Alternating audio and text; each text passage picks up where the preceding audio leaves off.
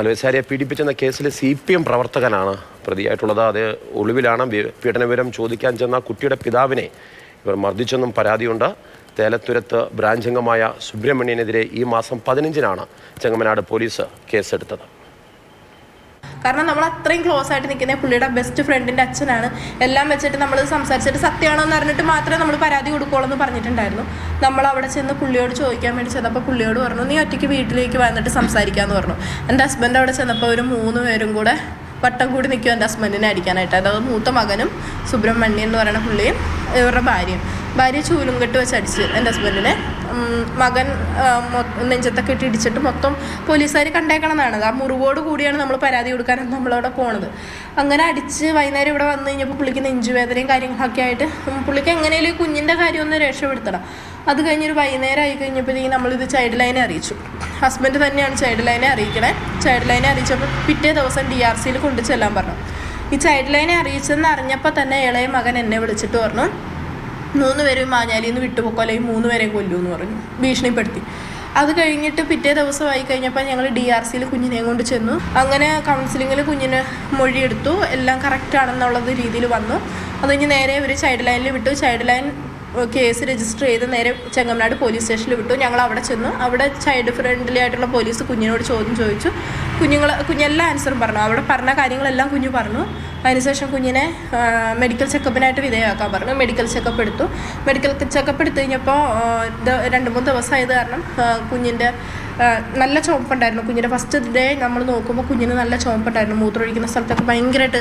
അപ്പോൾ എനിക്ക് അവിടെ ചെന്ന് മെഡിക്കൽ ചെക്കപ്പ് എടുത്തപ്പോൾ കുഞ്ഞിൻ്റെ മൂത്രമൊഴിക്കണ ഭാഗത്ത് റെഡിഷായിട്ട് ചോര കളറ് അങ്ങനെ കിടപ്പുണ്ടായിരുന്നു. അത് നമ്മുടെ റിപ്പോർട്ടും കാര്യങ്ങളിലും തന്നെ വന്നിട്ടുണ്ട്. അത് കഴിഞ്ഞ് നേരെ ഈ റിപ്പോർട്ട് വന്നതോടുകൂടി പോലീസുകാർ നേരെ മജിസ്ട്രേറ്റിൻ്റെ അടുത്ത്, അന്ന് തന്നെ മജിസ്ട്രേറ്റിൻ്റെ അടുത്ത് കുഞ്ഞിനെ ഹാജരാക്കി. കുഞ്ഞ് അവിടുന്ന് എല്ലാവർക്കും എതിരെയുള്ള പരാതി പറഞ്ഞതാണ്. അന്നാണ് കുഞ്ഞ് കൗൺസിലിങ്ങിൽ പറയണത് കുഞ്ഞിനെ ഇവർ ഭീഷണിപ്പെടുത്തിയിട്ടുണ്ടായിരുന്നു. അംഗൻവാടി ടീച്ചറാണ്. അത് ICDS സൂപ്പർവൈസറിനെയാണ് ഇവർ ആദ്യം ഈ കാര്യം അറിയിക്കേണ്ടത്. നമ്മൾ വിളിക്കുമ്പോഴാണ് ICDS സൂപ്പർവൈസർ ഈ കാര്യം അറിയുന്നത്. കേട്ട് നിൽക്കാൻ കഴിയില്ല അമ്മ പറയുന്ന ഓരോ വാക്കുകളും. സ്നേഹമോൾ നൈനാൻ കൊച്ചിയിൽ നിന്ന് വിവരങ്ങളുമായി ചേരുന്നുണ്ട്. സ്നേഹ, 6 ദിവസമായി ഈ കുടുംബം പരാതി നൽകിയിട്ട് എന്തുകൊണ്ടാണ് പോലീസ് ഒരു നടപടിയും എടുക്കാത്തത്? പ്രതിയെ പറ്റി എന്തെങ്കിലും സൂചന, വിവരമുണ്ടോ?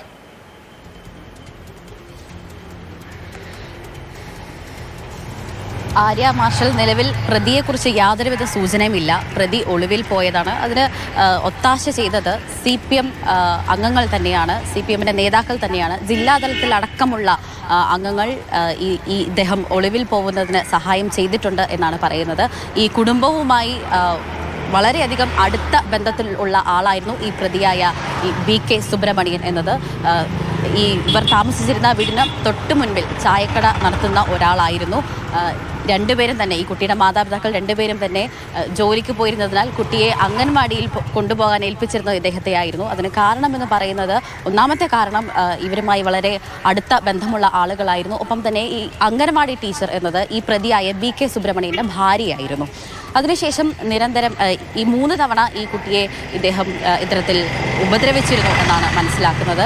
ഈ കുട്ടിയെ കുളിപ്പിക്കാനായിട്ട് കൊണ്ടുപോയപ്പോൾ കുട്ടിയുടെ നെഞ്ചിൽ ഉള്ള പാട് കണ്ട് മാതാപിതാക്കൾ ചോദിച്ചപ്പോഴാണ് ഈ പീഡന വിവരം കുട്ടി പുറത്തു പറയുന്നത്. കുട്ടിയുടെ ഒരു അവസ്ഥ എടുക്കുകയാണെങ്കിൽ നിലവിൽ ആ കുട്ടിക്ക് വളരെയധികം ആഘാതമാണ് ഏറ്റിരിക്കുന്നത്. ഒരു മാതാപിതാക്കൾ പറയുന്നതനുസരിച്ച് വളരെയധികം സൈലൻ്റായ ഒരു കുട്ടിയായിരുന്നു. രാത്രി കാലങ്ങളിൽ ഉറക്കത്തിൽ നിന്ന് ഞെട്ടി എഴുന്നേറ്റ് കരയുവാനും ഒപ്പം തന്നെ മാതാപിതാക്കളെ അടിക്കുവാനും തുടങ്ങി. ഈ പ്രതിയായ BK സുബ്രഹ്മണ്യനെ ഈ കുട്ടി വിളിച്ചിരുന്നത് അച്ഛ എന്ന് തന്നെയായിരുന്നു. അതിൽ നിന്ന് നമുക്ക് മനസ്സിലാക്കാം എത്രമാത്രം ബന്ധം ഇവർ തമ്മിൽ ഉണ്ടായിരുന്നു എന്നുള്ളത്. അച്ഛയെ കാണുന്നത് ഇഷ്ടമല്ല, അച്ഛനെ ഉപദ്രവിച്ചു എന്ന് പറഞ്ഞ് ആ കുട്ടി കരയുകയുണ്ടായി. ഒപ്പം തന്നെ എല്ലാ ദിവസവും ഈ കുട്ടി ഇതുപോലെ തന്നെ രാത്രിയിൽ എഴുന്നേറ്റ് മാതാപിതാക്കളെ അടിക്കുകയുണ്ടായി. അങ്ങനെ കുട്ടിയുടെ സ്വഭാവം തന്നെ ഒരു വയലൻ്റായി തന്നെ പൊയ്ക്കൊണ്ടിരിക്കുകയാണ് എന്നാണ് മാതാപിതാക്കൾ പറയുന്നത്. ഇത് ചോദിക്കാൻ ചെന്ന കുട്ടിയുടെ പിതാവിനെ BK സുബ്രഹ്മണ്യനും മകനും ചേർന്ന് മർദ്ദിച്ചു എന്നാണ് അവർ പറയുന്നത്. അതിനുശേഷം ഈ കഴിഞ്ഞ ജനുവരി 14-നായിരുന്നു ഈ മാതാപിതാക്കൾ ഇയാൾക്കെതിരെ കേസ് കൊടുത്തത്. 15-ാം തീയതി പോലീസ് കേസെടുക്കുകയും ചെയ്തു. പക്ഷേ പിതാവിനെ മർദ്ദിച്ചു എന്ന കേസ് കൊടുത്തിരുന്നു. അദ്ദേഹത്തിൻ്റെ നെഞ്ചിലടക്കം മർദ്ദനമേറ്റതിൻ്റെ പാടുകളുണ്ടായിരുന്നു. പക്ഷേ ഈ പിതാവിനെ മർദ്ദിച്ചു എന്നതിൽ പോലീസ് കേസെടുത്തിട്ടില്ല എന്നാണ് കുടുംബം നമ്മളോട് പറയുന്നത്.